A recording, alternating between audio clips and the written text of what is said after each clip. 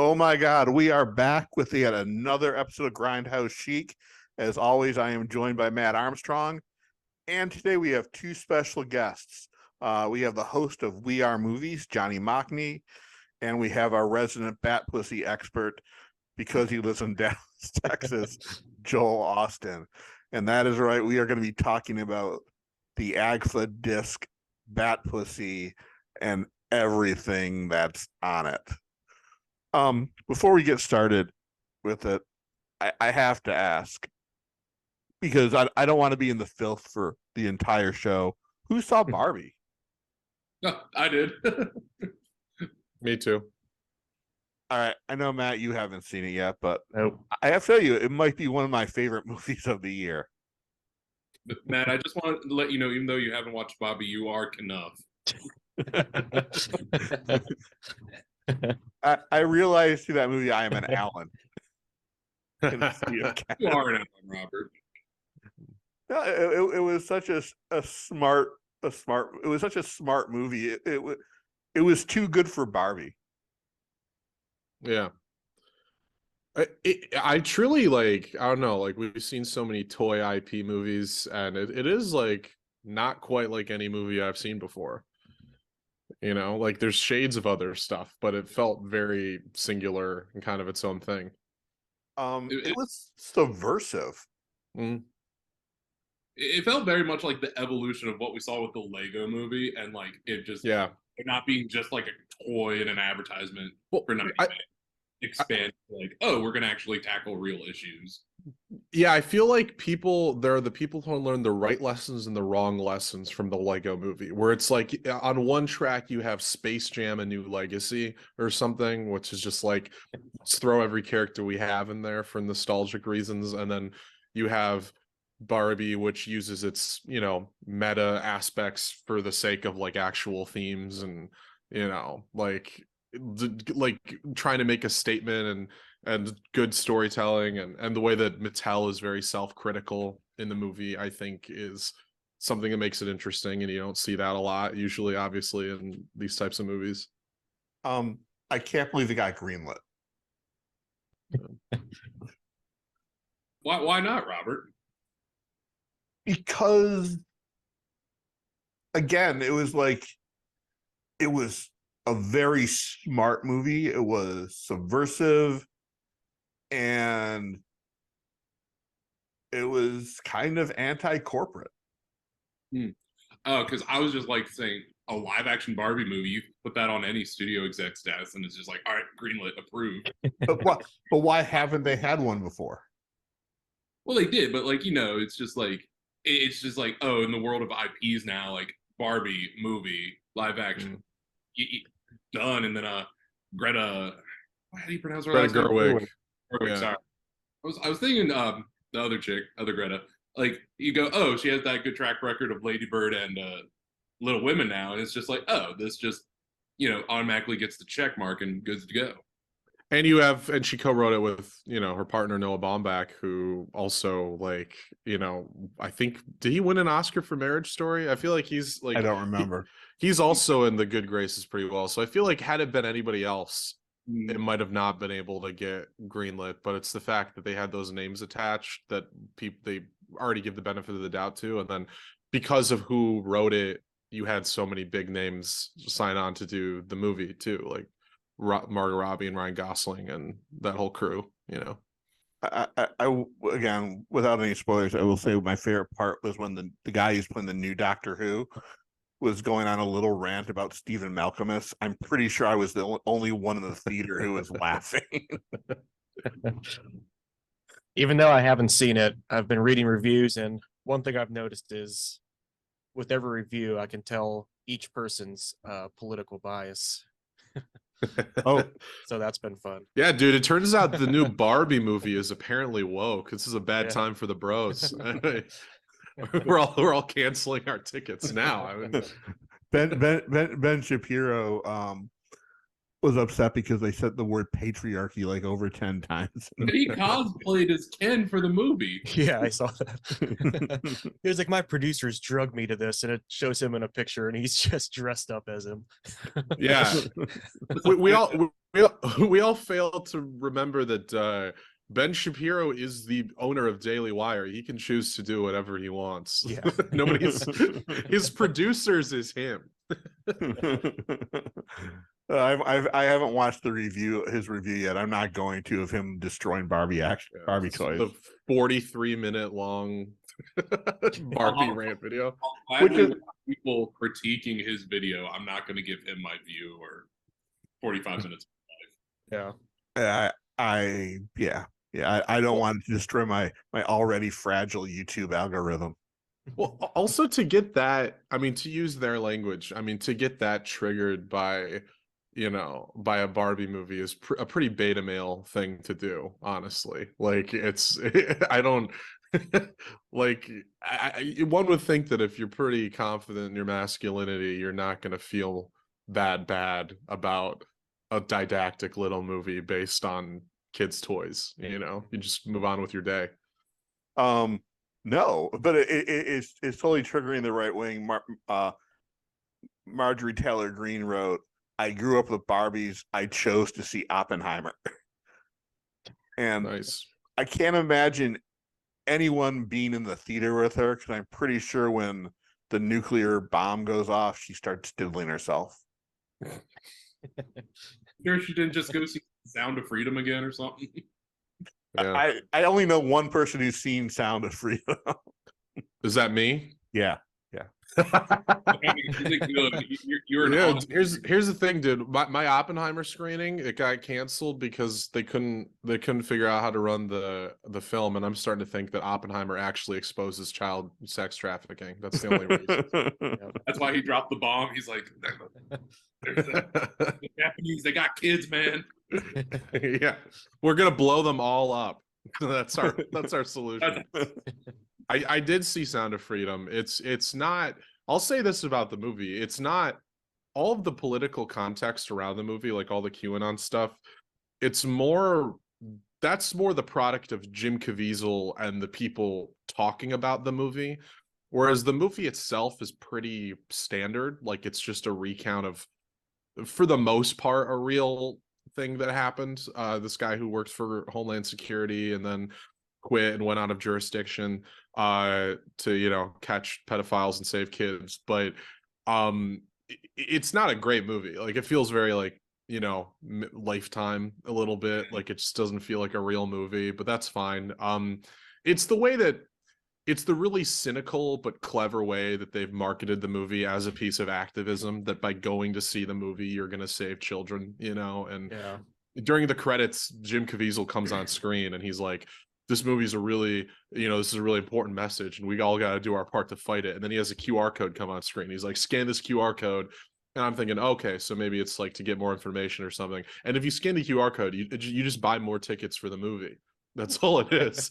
So that's genius marketing. Right? It's so genius, dude. And everybody's going to see it. Like, we have to see it. It's our duty. And it's just like these poor middle America schlubs that want to do something with their life, and they're tricked into thinking that going to see a movie is going to make an impact on the world, And now what's funny is a lot of the conspiracy theorists, they're like, oh, interesting. It said that my theater was sold out and I showed up, there were only 5 people. And it's like, yeah, it's because a bunch of people were deemed free tickets and never showed up because they didn't feel like, they didn't waste any money on it. And so, like, I got the, our AC was broken, blah, blah, blah. And they're like, conspiracy. And I'm just like, ma'am, have you been to an AMC recently?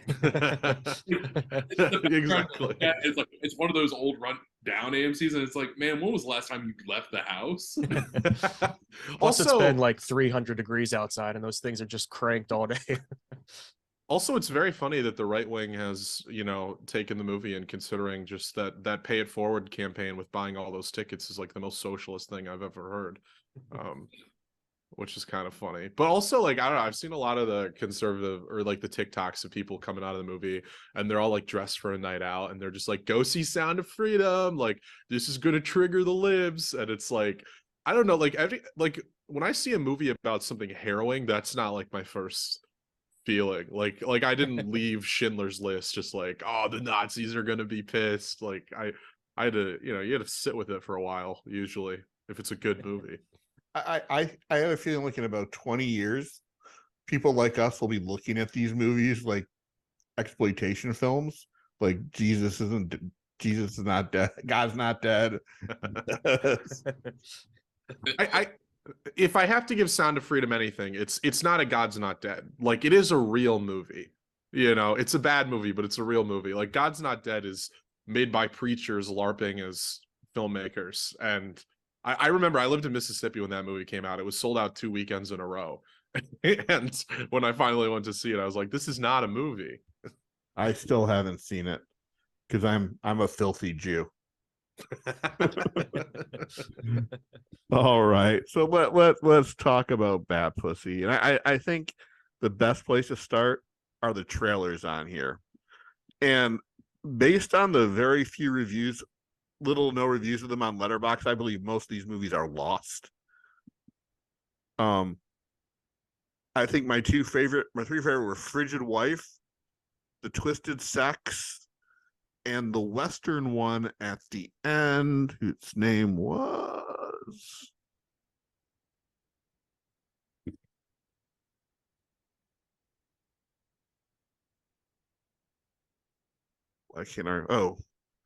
Dr. Carstairs 1869 Love Root Elixir. Definitely a lost movie. Yeah. It's one I really want to see because I'm pretty sure I saw the whole thing in the trailer. But it still looks extremely entertaining and extremely bad. Were these trailers like just part of the main menu, or were they hidden somewhere? I feel like I took so much pride in conquering this disc that I didn't even see those. It was in the extras. The Bat Pussy HQ. Oh. I didn't even see the trailers. Dang. Crime smut trailers from Bat Pussy HQ. I did not see them either, but I do see it listed on the back here. I watched half of them before this. I would definitely say Frigid Wife rightfully was they were smart putting that one up front because that actually looked somewhat entertaining, and Frigid Wife, that's actually a good title of the movie. Now, Robert, since you saw it, what was the deal with the cat in the little title card of the movie? I have no idea. Maybe it's a metaphor. That pussy's cold, ain't gonna open up. I don't know. I just thought it was a fun way because I was gonna watch them all, then I remembered I had to go out to this barbecue, so I watched all the extras, and then I watched the films this morning. But all right, since none of you watched the trailers except for me and Joel, let's move on to the shorts. I would like to start with Battyman and Ruben versus Dick Nose. Beautiful. Yeah. This might be my favorite thing on the entire disc. It had no dialogue. It seemed like the battle with Dick Nose was cut out just to Battyman and Ruben getting their rewards. It had Ruben flipping off Battyman because he got both the girls giving him blowjobs. And then it sounds like a very ineffective way to get a blowjob. Don't you agree, Robert? Like how that played out, it just looked ineffective. Hey, I more power to them from defeating the great Dick Nose. And then it had the twist ending of Battyman and Ruben are lovers. Who could have seen it coming? I didn't see it coming. I were too fogged up, so he really couldn't see it. What? I was too fogged up, so he really couldn't see it. No. All right. So I'll tell you the two things that really did it for me for this film was the music. I thought the music was just great. And the two girls, when they were getting molested by Dick Nose, they were cracking up the entire Yeah. Yeah, I think that was probably the most entertaining part of it. I mean, it's the same part that I like the most about this that I hated the most about Bad Pussy, which is kind of weird, but yeah, I actually really like this one. I was kind of sad that it was only 11 minutes long, but I was ready for more. I think that was like part of its charm. Like with Bad Pussy, it sort of wears out its welcome with Bud and what's her face just going motherfucker shit, like all that using their very limited hillbilly Texan vocabulary. But like this one, like at least all of them were hard. Like give them credit, even the nose. And then like 11 minutes just in and out. Like I think if they added the other scene, it might have been like 15 minutes stop. So I think that's where it worked. It just didn't overstay its welcome. It was just like, all right, we're a porno. Dick Nose enters. He does his bad thing. The other guys come in. Bing, bang, boom. Twist ending. 5 stars. I think there was a longer version of this movie because there was the cut when Dick Nose was doing his thing and Batty Man and Ruben coming in just seemed very like out of nowhere, much like their relationship. Well, I think the film was edited by a perfectionist, and they just wanted to go for time economy above all else. I want to see. I'm hoping that AGFA is out there looking for a longer cut of that, because I would watch a 20-minute version of this movie. They probably have it. It's just them going like through the restoration phase just over and over again. Oh, this film did not look like it was restored at all. Right, but just imagine how bad that part had to have been to get cut out. Or it could have been like 7 of the greatest minutes of film ever. Somewhere Kevin Smith has it and he just watches it daily. I'm sure Tarantino has it somewhere in his house. It's in a box next to Orson Welles' cut of The Magnificent Ambersons, and if to find one, we have to find the other. So what do they mean when they call these things loops? Are they just when they were in the peep shows they just looped them over and over? Okay. Yeah, It's like a GIF. In the early days of porn, when it wasn't legal, you could buy loops from under the counter at adult bookstores. If you watch season 1 of The Deuce, you will discover all of that. The Deuce? Yeah, James Franco show on HBO about porn from its legalization through the AIDS crisis. Okay. It's actually a really good show. I don't know. Batty Man and Ruben was fun, but I think the most educational film was The Do's and Don'ts of Dating. Where was this when I was 12? You know what? I've seen this one before, and it was on like a hygiene film compilation that I bought years ago. I thought you were going to say you watched it in school. Yeah, in 1945, before I went to the high teen carnival.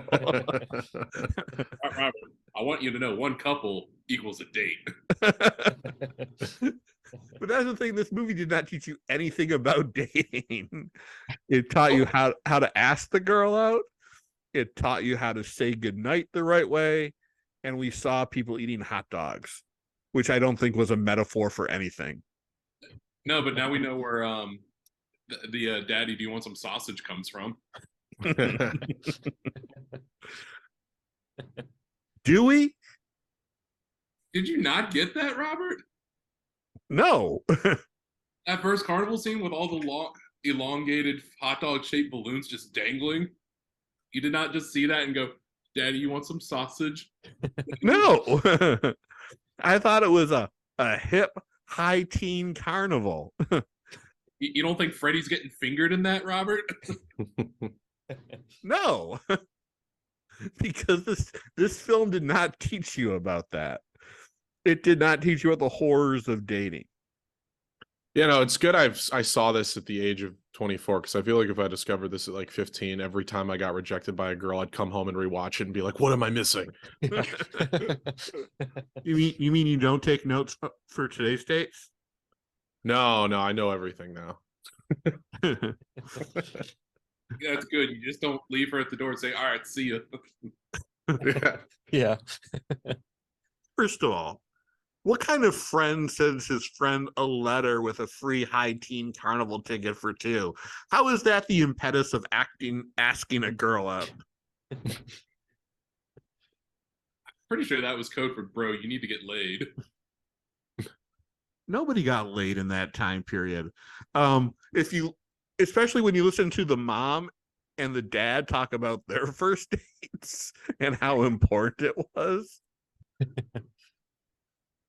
I feel like their parents were really seemed really lenient and ready for them to get out of the house. Well, no. At first, she didn't want her son dating because he was too young, but then they relented, and because the older brother was obviously the suave motherfucker in the family. Yeah. He was not teaching his little brother anything. He wanted to keep all the ladies to himself. Didn't even tell him to buy flowers like he did. That's a cliche too, though. The Casanova older brother that has all the tips. I know. I was the older brother, and my younger one was the Casanova, and he wouldn't give me any tips, or I was too embarrassed to ask for them. But I don't know. I thought this one was a fun little movie. It Yeah. cleansed the palate after Batman and Reuben. And then the shoplifter movie, I'll just say it, I thought it was great. It showed me how easy it was to be a shoplifter in the 60s. This was my favorite thing on the disc. And it was because I thought it was hilarious and also super racist. Oh yeah. And I just like kept thinking like, wow, they're making the only black woman in this film like she's the professional shoplifter. She's got the like strongest thighs in the land and just carrying out 40 pounds of meat. I don't know. I went grocery shopping this morning, and I do not think anyone could walk in. It would be like you're holding in the biggest hoop in the world. Yeah. Um, Yeah, I think I said last week that they filmed that like 20 minutes north of me. Oh wow. I don't know what the store is now. I think it is a Dillard's, but it used to be an O'Neill's. Did you go in, take pictures, so we could have compared and contrasted? All right. Then we had a short thing about a storefront peep show, which made no sense. And then we got to our first feature, Robot Love Slaves, which I will tell you I enjoyed way more than Bat Pussy. Same. I love the music of Hey Jude and What a Wonderful World at the beginning. How did they secure the rights? Well, I'm pretty sure that's why nobody knows who the director and the producer of this movie is. So just so they could not get sued. The Louis Armstrong estate is still hot on their trail. But it's not like the first time. In the movie Bijou, Wakefield Pool used Led Zeppelin, and they were cool with it. They didn't get the rights, but they were cool with it. I mean, it's not uncommon, really, right, for these types of films to use copyrighted music, because I think the general consensus was nobody's going to know, or nobody's going to really try to get us, or also nobody wants to admit they saw it, maybe, right? Like I remember like Corruption just explicitly uses the music from The Thing, the John Carpenter or the Ennio Morricone theme, like multiple times, and it's just like, I don't know, nobody cared enough, I guess.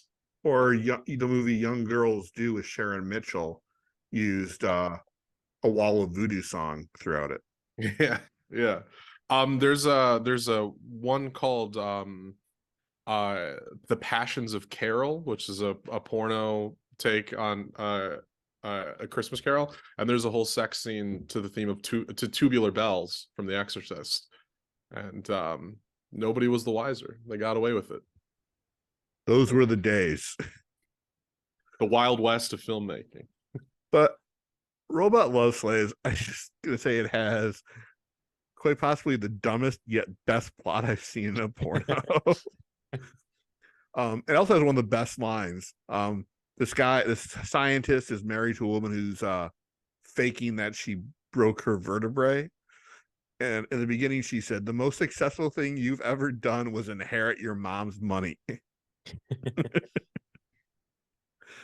And I'm like, well, that guy's lucky. He doesn't have to work. He has billions. But then he goes and invents robot love slaves, which is weird because they have I think one had tattoos, and they all had heavy pubic hair. Well, they were dead women that he revived. Okay, so it's a very misleading title. Yeah, Robert, like he's got to it's the merchandise. Like someone might have a tattoo king. One at the time, everyone loved pubic hair. Like he's got to make his money back, Robert. Well, I mean, the best thing about it was when her doctor, the aptly named Dr. Dick, came over and said, "Oh, her husband went to the patent office. At least he patented these things." And then it's basically some really disgusting sex scene after disgusting sex scene after disgusting sex scene until he has his friend George over and they all start fucking. Then they fuck his wife and we find out they have poisonous teeth. I'm like, that is an ending as they kill his wife. And then we find out he replaced his wife with a robot love slave. Yeah, they ruined everything with the ending. I don't know. I thought this one was enjoyable. I was laughing my ass off throughout it. Mm-hmm. Is this one also still they don't know who anyone is, or do they have any idea? They know who some of the actors are, but they don't know who made it. And I think it's a shame that these people should be rewarded for their fine and innovative filmmaking from 1971.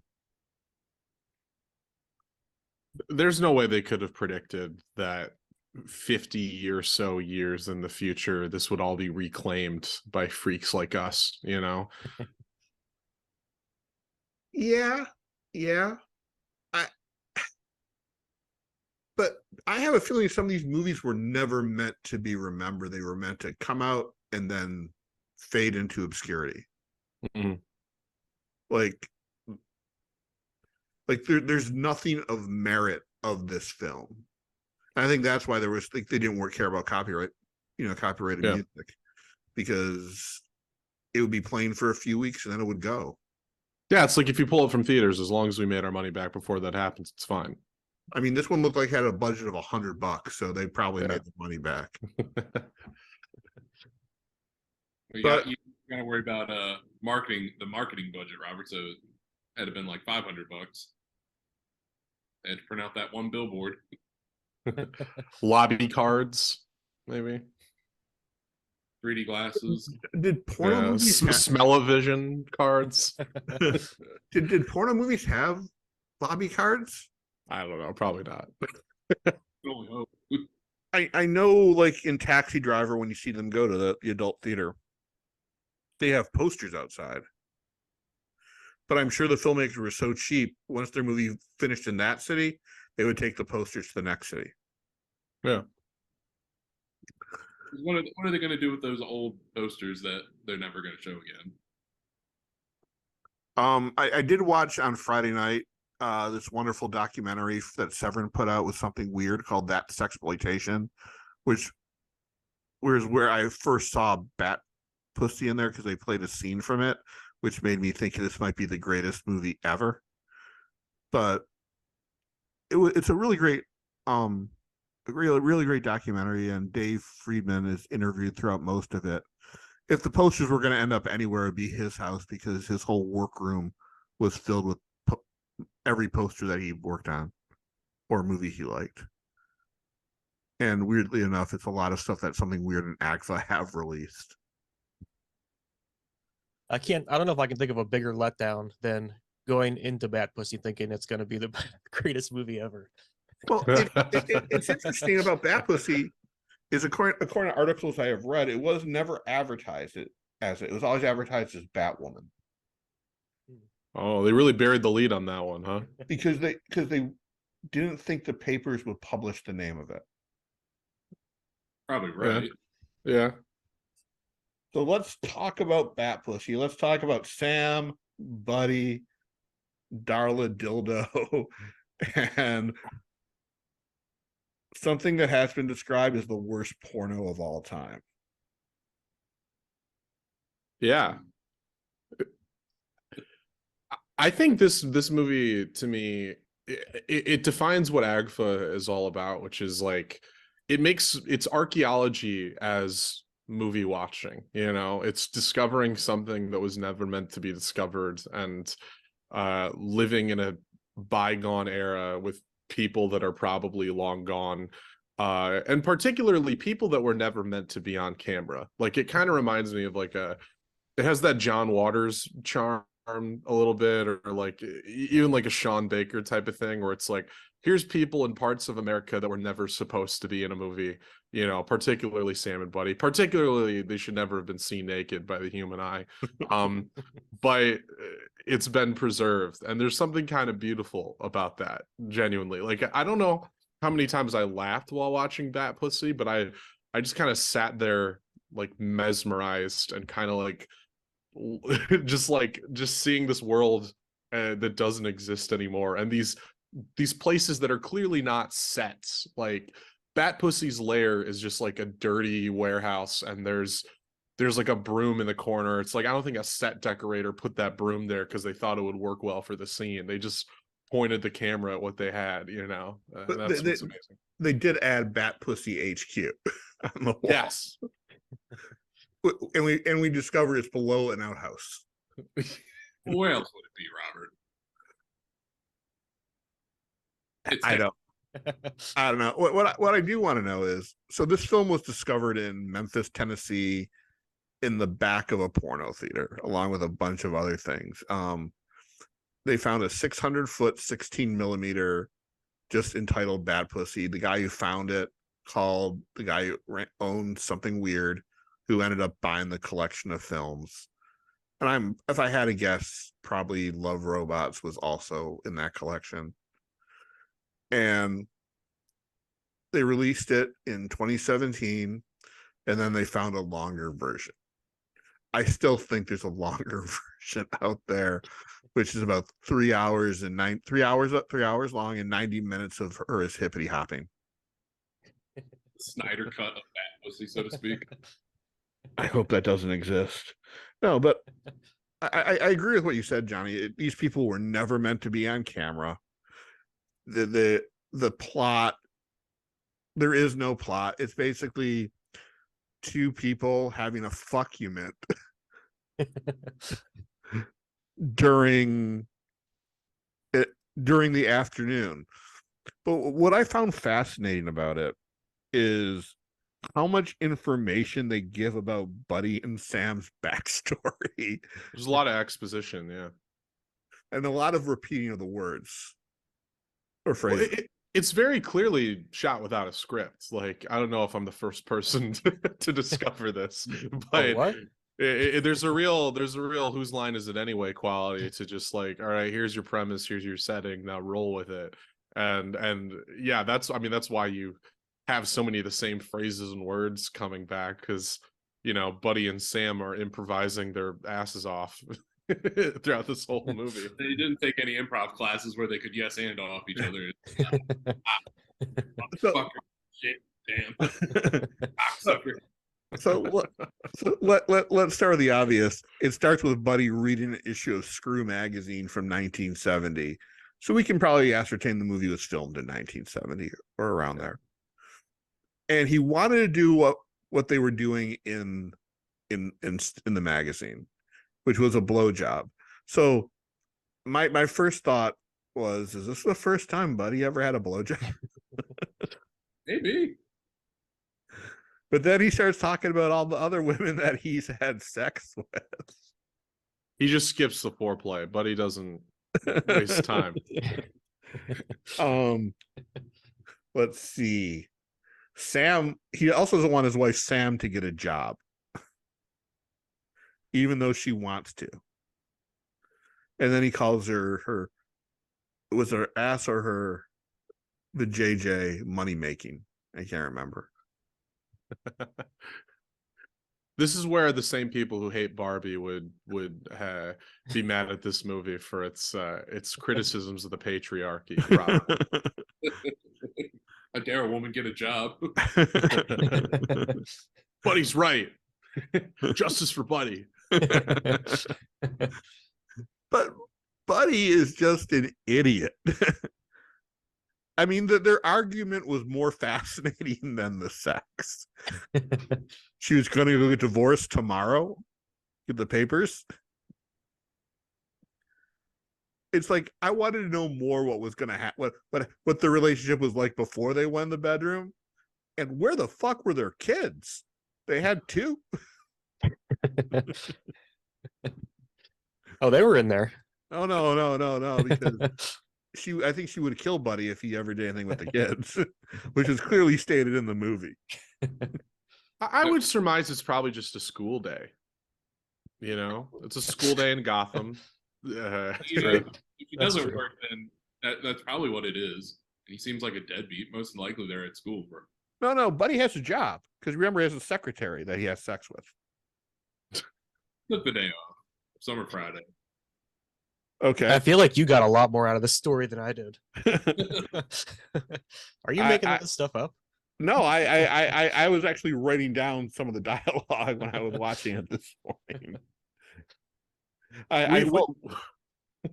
We've used more words describing the plot of this movie than they use in Bad Pussy.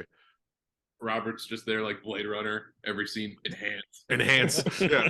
Oh, Screw Magazine, 1970. That's a clue. No, I actually had subtitles on for it. Oh yeah, you need subtitles for this movie. Yeah, I need to know who is saying what because it's not, the syncing wasn't all that great at the beginning. All right, but we haven't even got to Bat Pussy yet. The titular Bat Pussy. Yeah. At some point, Buddy starts taking pictures of his wife's naughty bits. And that's when Bat Pussy's, I can't remember what happened when she started twitching or her twat is twitching. Yeah. Her twat was twitching and someone was having sex in Gotham without her. Yeah, dirty motherfuckers fucking in my holy Gotham City. So she puts on her costume. Unlike the 1960s Batman TV show, she does not have a pole to slide down and automatically change. She has to change and then gets on a hippity-hop and hops all the way to Buddy and Sam's apartment. Also, there's 2 things here. We can't roll over how terrible the Bat Pussy costume is. Like, it is just like a pajama top that she just pulls over herself. It's not like, it looks like probably like a Spirit Halloween type of, you know, Batwoman costume. But then also, like, as far as parodies go, this may be the laziest form of parody I've ever seen. Like, I would say, like, Jason Friedberg and Aaron Seltzer with the like disaster movie and epic movie do a better job parodying properties in this movie because all they have is Bat Pussy with the subtle allusions to Batman. There's absolutely no attempt to recreate anything else about the Batman lore, whether it's like the villain, like yeah, she's on a hippity hop, sure, why not? We have one, let's put it in the movie. Like, it is the laziest attempt at parody I've ever seen on screen, porno or not, in my opinion. I think what they had was one of the producers had a Batman costume that he bought for a Halloween party because that's why it doesn't fit. Because it was obviously made for a man. Yeah. I'm sure their biggest expense in this movie was the $8.99 Hippity-Hop. Or someone just had that lying around, like could have been found abandoned on the side of the road. No, I'm guessing one of the producers and directors had it for their kids. But that is the most. Hopefully, did not give it back to his kids afterwards. I No, hope it's like Sam's kid who had Hippity Hop. I hope it was destroyed during the filming. But I crunched some numbers. I did some math. I times X and Y to get to the solution that would have been quicker for her to walk than ride a Hippity-Hop. Yeah, but they needed to get some length in this movie, so I am glad that she stopped a crime by hitting the person over the head with said Hippity-Hop. It's nice to know that in the margins of this film, Bat Pussy actually does fight crime, because that's not her main goal in the movie. Her main goal is, I would say, vague. but there's like, at least it's nice to know that on the way to, interfering in people's sex lives, she occasionally does stop like a mugging and stuff. It's like, oh, fine, I'll do it. I want to. Who mugs in broad daylight? Robert, it's Texas. Okay, you are the expert. It's Texas. Like, if you don't want to go out at night anyway in Texas, you're gonna get shot. So muggings happen during the day. But then we have her on the freeway, which tells us that Bat Pussy does not practice highway safety. A daring Tom Cruise-esque stunt in this film. But it was so weird. Obviously, she was just hippity hopping in place. She wasn't moving at all during that sequence. I can only imagine what some of the vehicles that were driving by were thinking, the people there were thinking when they saw her doing that. How many people actually stop saying, "Hey, you looking for a good time?" I think this is the cue for Joel just to say it's Texas again. They're probably, that's Texas. It's a school day.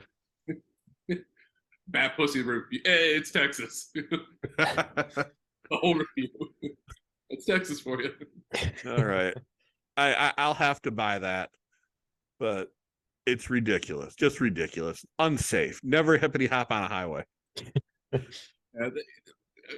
Just like from a safety standpoint, Texas drivers tend to be the worst. Like, I don't know if it's like that in the 70s, but now it's always like these big, massive trucks that don't fit in their lane going 100 miles per hour and things like that. Like on the verge of just like flipping themselves out just at like that sheer speed and weight amongst them. So she took her life into her own hands. So for that. Well, I mean, technically she was in Gotham City, which is not located in Texas. All right. Then she shows up at their apartment and immediately looks for the buzzer on the door, and then carries her hippity hop inside. Good for her, because it probably would be stolen because it is Texas. She didn't have a bike chain for it. They don't make hippity hop racks, Robert. And then she joins them in bed, which turns into the most awkward threesome in the history of movies. Yeah. With like a Spielberg-esque long take of just no cutting, just starting like from one zoom, moving out, and it's all just blocking for like the rest of the movie. Yeah. My favorite part is where Buddy calls her Batwoman several times, and then Sam corrects him.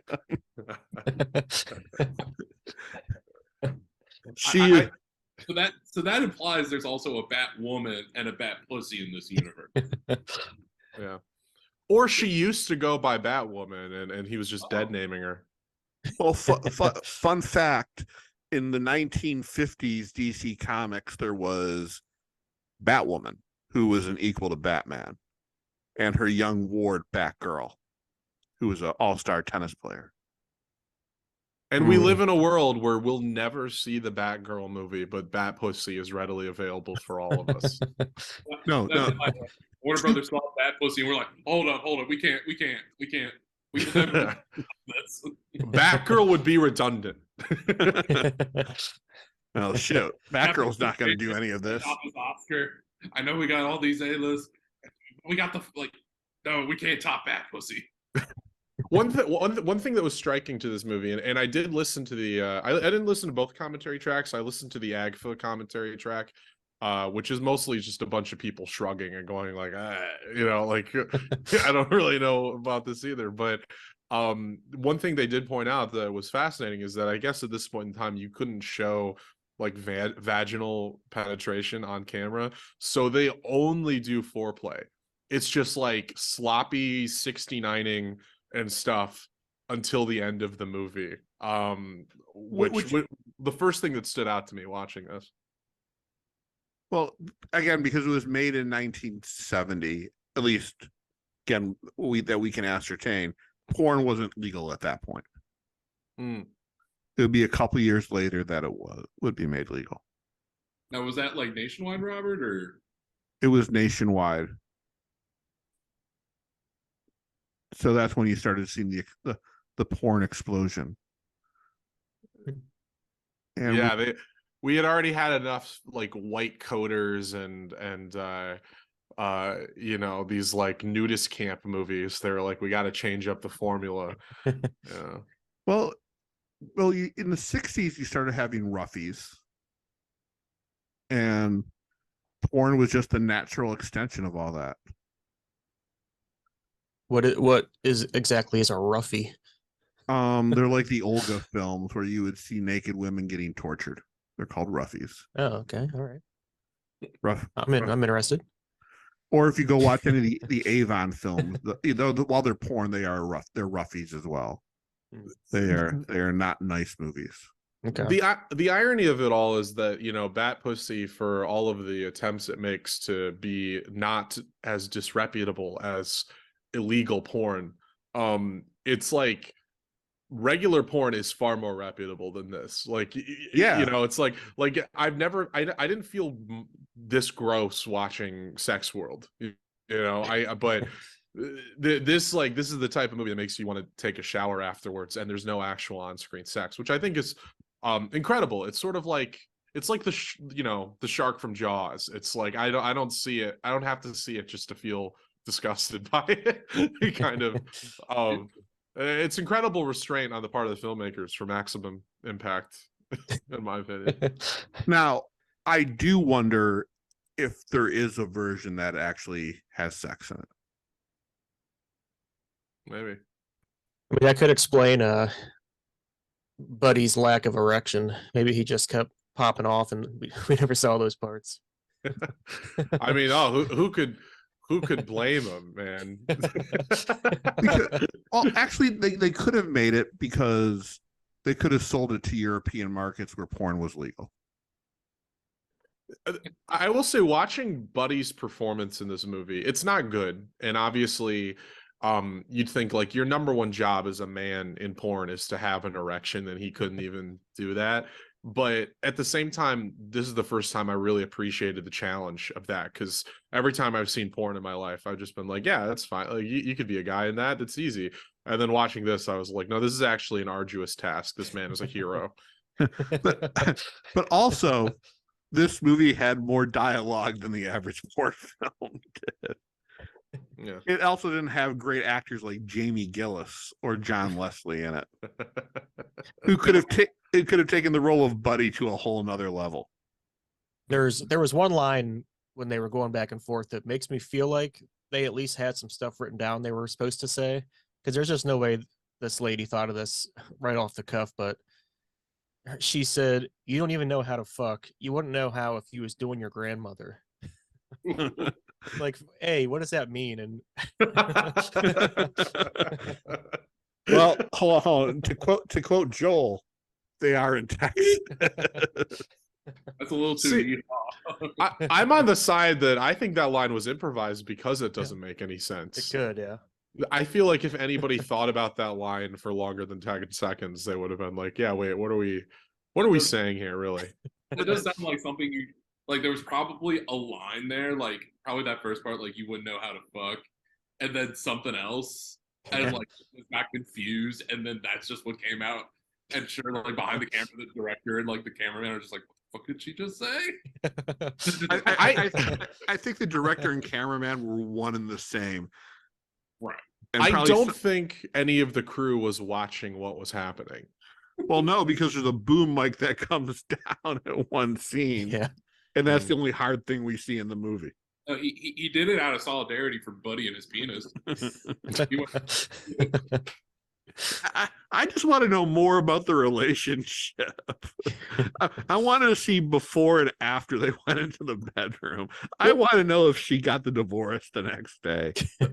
A key part of the Bat Pussy lore is that obviously at certain points we can hear the director giving orders off camera, and he's using the names Sam and Buddy, which tells me I think that those are the real names that the actor and actress probably went by in real life, meaning it really blurs the lines between fiction and reality.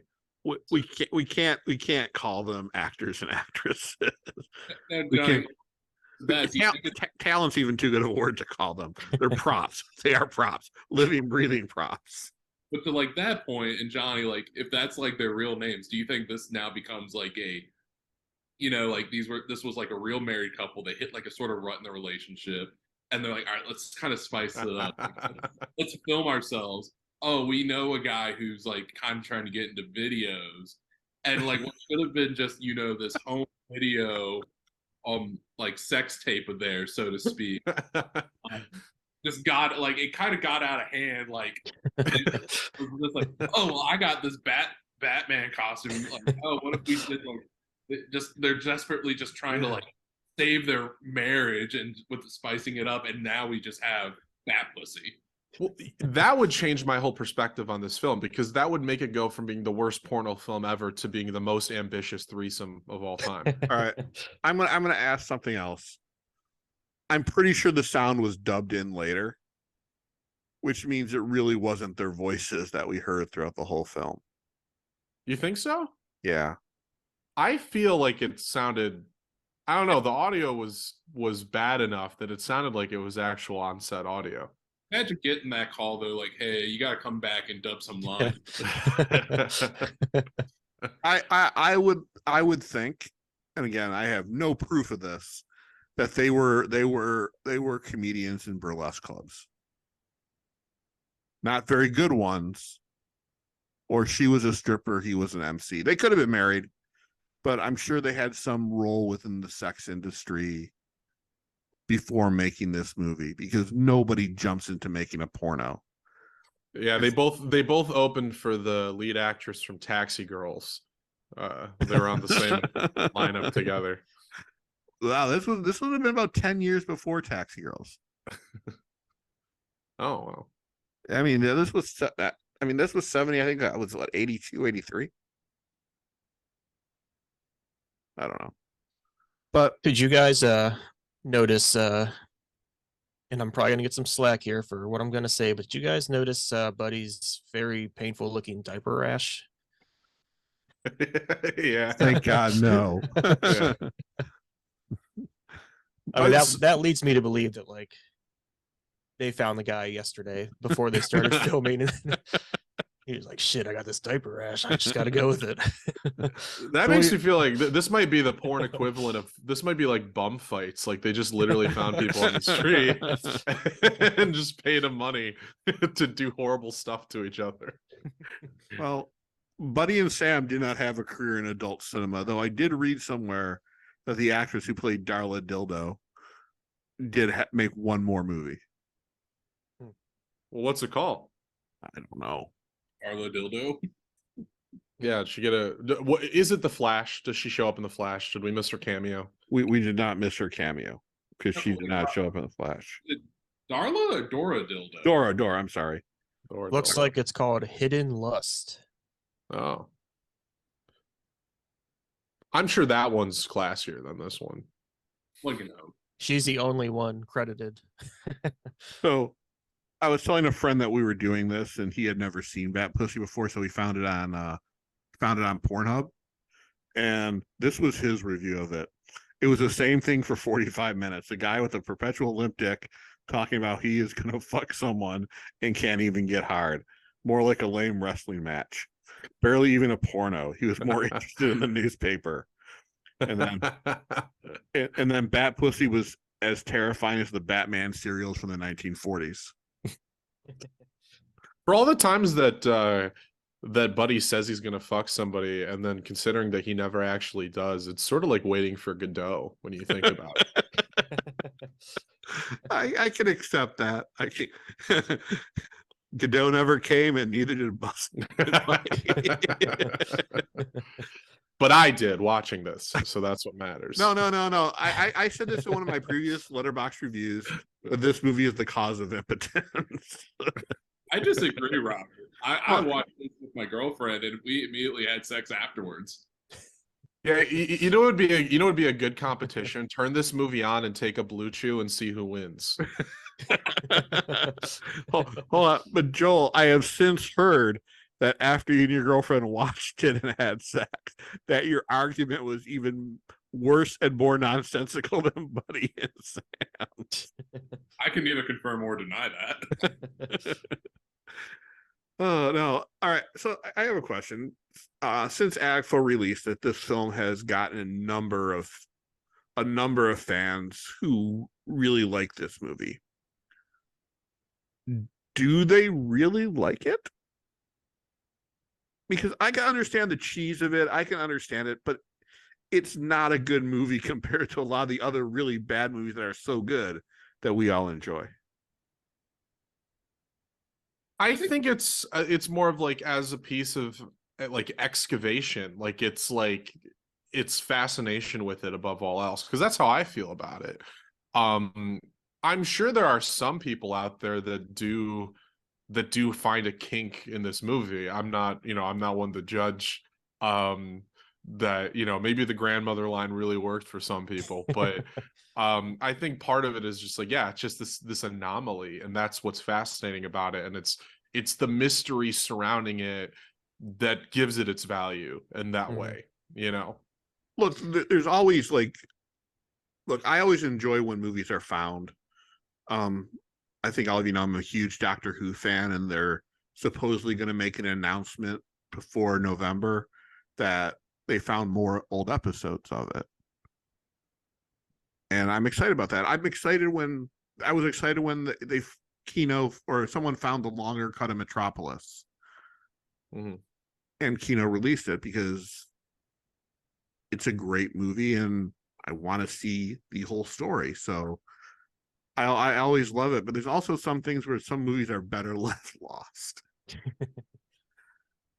I genuinely don't believe that. I think nothing's better left lost. I genuinely think like Bat Pussy proves like literally everything is worth preserving, you know? And particularly when something like this documents a corner of America that is mostly underrepresented.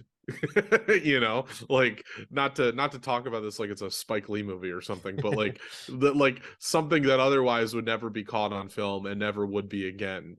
You know, I think that's what gives its value. And obviously nowadays everything is so overly published. Like anybody can have a social media account. You know, you can look up cringe compilations for TikTok and see strange, weird people that probably shouldn't be putting content out there. But this comes from a time where we just have less of that, you know? And so whenever you do find something like this, it's fascinating. These are three people that lived lives supposedly and we're seeing the most kind of like intimate, you know, side of them, and we don't know who they are. Like I think that's really fascinating. Ever since this came out originally, and then when it got re-released by as a partner label, I was always waiting for someone to post in one of the groups or online, "Oh my God, that's my grandma." Do you admit that's how I learned how to fuck? They do the math, and it's like this is when I was conceived. No. You're like, what, 1970? Oh no. Obviously, it wasn't when they were conceived. There's this whole Mamma Mia plot of trying to figure out if their mom is Sam or Bat Pussy. That pussy Mia. You were raised by Buddy. Buddy, sorry. Go. I would just say I could have been a star, a big star. He's like a Dirk Diggler type. Just like, the one thing that they point out in the AGFA commentary is, Buddy does have a tattoo on his lower back. It's like, I think that's a clue as to where he's from. It's from Arkansas. It's a logo of a school in Arkansas. Yeah, Arkansas Okay. Razor. All right. But Well, like, now we got to look through their alumni. That's how we find them. Buddy didn't go to college. Actually, that would be interesting if this was a Texarkana production. So that would put it in like East Texas. Yeah. But it could have been where they were from originally, or where they met Like, originally. Somewhere in the like people like that don't, like, I'm stereotyping here. They don't tend to leave those areas. Well, Buddy and Sam obviously did. That town dreaded sundown because that's when Bat Pussy comes out.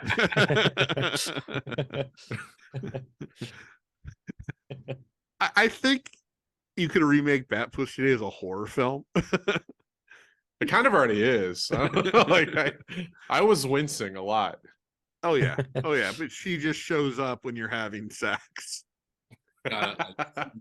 Like there's only one hour each week where you can fuck. She's like Jason Voorhees. Like if you have sex, she's gonna show up. It's the lingering fear. Which makes me wonder, does that make this sort of like a conservative, anti-sex type of film, like a cautionary tale, It could be by today's standards, but I think they all thought they were going to make a lot of money with this. Because while the Batman, I mean, this came after the Batman show was, I believe, already off the air, but people still liked it. Now, if they had an effects budget, they could have just put like instead of fight sound effects, sex sound effects. No, that would be that. See, that would be. It brings me back to the fact that this is a lazy parody. If they had like a wham, blammo, like on the screen, that would be something. That would be good parody, I think. Yeah, but based on the editing of it, they probably did not know how to do that. Yeah, that could have been amazing. They could have had all these like action words floating around, and then they could have just kept cutting in to Buddy's penis just hanging there. Just had it been like a comedic.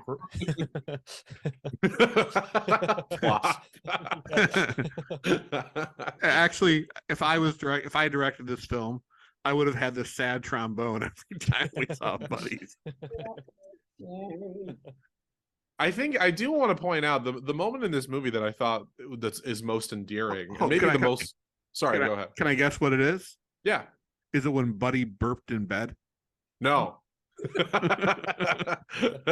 There are multiple. That just shows like everyone watches Bat Pussy differently. Everyone has their own highlight from the film, but for me, it's when everyone explicitly breaks character, when Buddy and Dora Dildo fall off of the bed, and it looks kind of painful. Like he lands on top of her head, and they just completely break character, and he's just like, "Oh, are you all right?" She's like, "Yeah," and then everyone starts laughing, and you can hear the crew laughing, and that's where I kind of loosened up. I was like, "Oh, everyone's having a good time. This is just fun for them. That's cool. I'm glad." Yeah, look, I'm not a fan of it because I mean, I think the movie is funny unintentionally, but I like my 70s porn from the later 70s when they were actually better filmmakers making it. Robert Schneider, porn connoisseur. Yeah. Not a porn connoisseur, but there were better filmmakers making it, like people who actually went on to real careers. Well, see, outside. I'm a believer that this movie was probably never screened. I think it was probably never shown in a theater. And I would go so far as to say it might never have been meant to be shown in a theater. See, that's not true. It was shown in a theater because, Was it? yeah, again, it was advertised in Texas as Batwoman, and it was found in a porno theater. Okay. But it was Wow. probably like maybe like seen once or twice. So like Johnny's point, it does feel like, you know, something sort of, it's sort of like peeking through like a forbidden door almost, of like a thing that should never have been seen, but now we have access to it, or wide access. We could like tell our friends, oh, you like porn? Oh, have you seen Bat Pussy? And they're like, what the fuck's that? And you just immediately have Batman porn parody, and they're automatically hooked. So there's like, I think the appeal of this movie is this weird like community of like, this is weird, it's not good. Like it's like The Room almost, but like lesser so, because there's less, you know, funny moments of the movie that are unintentional, like, you know, the falling off thing. It's more of just this cult of like, this movie exists, and it could almost just be like, I watched it, I suffered, now you gotta suffer. And that kind of opens up a theory for me that this might have been some kind of Bialystok and Bloom scheme, like that somehow maybe with the worst porno movie of all time, you could write it off and you can make like more money with a total flop of a porn movie than you could with a hit. I don't know how that works tax wise, but that opens it up for me that maybe they just intentionally tried to make the worst thing they could possibly make. I can see that. I can get behind that. Yeah, this is the springtime for Hitler of porn movies. All right. So on a closing note, how many hippity hops would you give this movie? Matt, we'll start with you. You know, there is something very charming about and awe-inspiring about watching people do something that they have no idea how to do. And that's act, star in something, have sex apparently. So I mean that took it up a little bit for me. But it is mostly just kind of the lore behind it. Like, you want to know more about how this was made, why it was made. This was the first release that I've ever read the little booklet with. I just wanted to find out more about it. But in the end, I ended up giving it a half hippity hoppity. Yeah. Just based on the film itself. Just the Joel, hippity. Joel, what about you? The disc itself, like with all the other features, like it's actually like pretty solid. Like I guess like a 4 out of 10 or something like that. Like it has like enough else going for it to make it a complete and more enjoyable experience. And I totally agree with Matt. It's just like more of the lore behind it and like the mystique of this. And everyone knows Batman and the icon of Batman. And then you just go and go, there's a porn parody of that, and we can now that we know it's all in quotes. The movie itself, I would give it one full hippity hoppity. Like, if you're interested, if that's like your thing, if you're down for porn and just down for knowing going in, it's pretty bad. Like, because I know when I was about to watch it, you warned me ad nauseum, Robert. Like, you warned me, and you're like, don't do it, don't do it. So like, just know all that going in. Yeah, one full hippity hoppity. There's much better stuff on the disc, so the disc is worth buying if this AGFA and all this stuff is in your wheelhouse. But Bat Pussy itself, one hippity hoppity. What about you, Johnny? Well, I'm not a believer in objectivity when it comes to art. And I'm going to boldly refer to this film as art, I guess, in that way, which I'll just echo my Letterboxd rating, which is I would give this 3 out of 5 hippity hoppities. Because to me, it leans positive, where it's like I'm glad I've seen it. I'm glad it's been preserved. I think there is something fascinating and interesting to study here. At the same time, I would recommend the movie to almost nobody. It's for a very limited audience of people, but I think if it's for people like us that are fascinated, and like I said, like film as a form of, you know, American archaeology, I think there's something really great to discover here. And when I do compare it to something like John Waters or, you know, Simon or Sean Baker. Yeah, it's obviously nowhere near the filmmaking prowess. There's almost none on display. So that's why it almost feels wrong to rate it on the same scale as I would any other movie. So I would just say as its own independent thing that's worthy of discovery, I'd lean positive and I'd give it a 3 out of 5. I will go with a half of a hippity hop. But look, I agree with you. It's art, it's outsider art. I wish it was a better movie. Now, if they keep on finding longer cuts of it with like an opening credit and a closing credit, we might get a little bit closer to who made this. Yeah. And I think this is one of the movies where the story behind it is more interesting than the movie itself because it's a mystery. Yes. And I am waiting for someone to make a documentary about solving this mystery. I also think that in a world where we can say that Andy Warhol's blowjob is worthy of being shown in a museum, I think I would dispel with the double standard. I think that pussy is just as valid.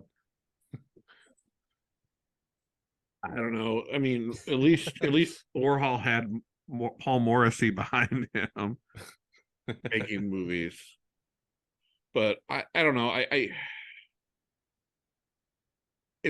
Somewhat related to this, I'm just now starting to peel plastic off of my AGFA titles to try and check them out. Is this common of an AGFA title where, you know, it's the main movie and then just kind of a hodgepodge of stuff on there that seemingly has nothing to do with, I mean, other than Batman and Robin meet Nose Dick or whatever his name was, but Dick Nose. On some of them, they'll have a feature and then another movie and then a bunch of extras that kind of relate to it. Okay. Well, because oftentimes with the other films, there's more that we know about it. So they have extras that contain actual information and possibly interviews or things with people related to it, you know, but it's like here they had to stretch themselves, I guess, and kind of just reach for whatever else they could fill the disc with. Yeah, and I wasn't going to. I'll be honest. I wasn't going to buy the new version of it, but when I saw that it had a ton more extras, I had to pick it up. And a more complete version of the movie. It has the end title card. Yes. On it. Yeah. So Robert, the question is, what have you done with your old copy of Bad Pussy? I'm going to be giving it away to my buddy Porno Bart. Giving it a good home. I love it. Yeah. If you like Bat Pussy, I'm gonna recommend also from AGFA another Texas sexploitation film, Dracula the Dirty Old Man. It's stupid because it's obviously been redubbed by people who make really dumb jokes throughout it. But it's a fun movie, and it comes with another film on there called Tales of a Salesman, which is pretty bizarre in and of itself, and a bunch of trailers. But no, I'm sorry? Salesman dirty, or is he just old? He's dead. Oh, so he is old. Okay. Yeah. That's how it is. Got it. Before we end it, have you guys seen anything else good this week from your collections or watch anything good? I haven't. I started watching some old cooking show on HBO, Worst Cooks in America, and it's like hilarious and sad at the same time, but pretty entertaining. Okay. What about you, Johnny? Well, I have the Edgar G. Ulmer sci-fi collection from Kino that I finally got into. So I watched The Man from Planet X, which for a 50s sci-fi movie has some good atmosphere, has a neat alien, but it's probably my least favorite Ulmer movie I've seen so far. I also saw Risky Business for the first time, actually. All right. It was great. I have to ask this. Matt, you know what I'm about to say. How the fuck have you seen Risky Business yet? It was just one of those ones I never got around to. It's bizarre. I've had the Blu-ray for a long time, but I think I was particularly I had just seen Dead Reckoning in theaters, and I was on a Tom Cruise kick, and I was just thinking about what Tom Cruise movies I hadn't seen yet. And also, like, I've kind of been just into like coming of age movies a lot more recently. So but you know, it's great, it's wonderful. I also showed my roommate Nightmare on Elm Street 3 Dream Warriors. He's slowly making it through the franchise for the first time. And also an interesting movie I saw in theaters, They Clone Tyrone. If anyone hasn't seen that one yet, it's pretty cool, kind of like a blaxploitation throwback a little bit. And then also I kind of got into watching some 2000s slasher movies. So I watched Urban Legend and Vacancy for the first time. And I enjoyed both of those too. So Yeah, mostly it's been a good time. I did not enjoy Vacancy. I really like the first Urban Legend film. Yeah, it's really good, actually, I think. So I didn't watch much this week. I did last night watch Nightcrawler. The Jake Gyllenhaal. I haven't seen it since I bought the Blu-ray years ago, and that's a fucked up, scary movie. Jake Gyllenhaal might play one of the best psychopaths in modern film history. And then I rewatched Times Square last week. Oh. If you don't have it, you should order it from the Kino sale. It's currently $9.99. And every time I watch it, there's something about it I remember that immediately forget.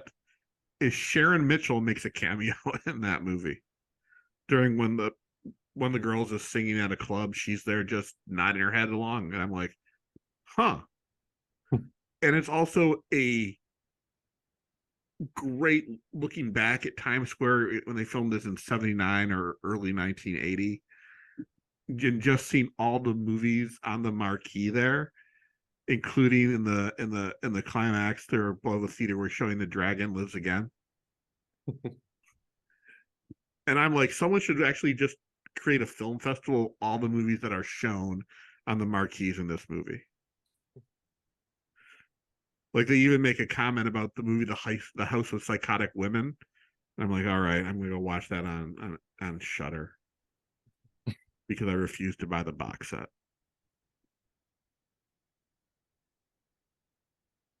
I think it was pretty cheap recently, like in the 30s. I don't know. It's not my thing. I don't think it is. And plus, Severin took so much of my money during the sale, and then when the Black Emmanuel set was announced. But that does it for us this week, Matt. Joel, it's great to have you on. And next week we are going to cleanse ourselves from the dirty taste of pornography and talk about two films. We're going to be talking about If Footmen Tire, What Will Horses Do? And The Burning Hell. Nice. We are going to be cleansed in religion. You deserve it, Robert. Thank you. I recommend you looking for both of those on YouTube, Joel. You could use it too. Oh yeah, I need a good cleansing. I'm gonna have somebody here baptizing me while we talk about them. I am an ordained minister, so I can do it. Also an ordained minister if you need to. I do. But yeah, I'm looking forward to that. Hopefully you guys will come back on in another episode where we talk about some dastardly smut. Always down for it. Always for you. Well, thank you. And we'll see you next week. Have a good one. And don't forget to hit subscribe, like, and share. We would be greatly appreciative.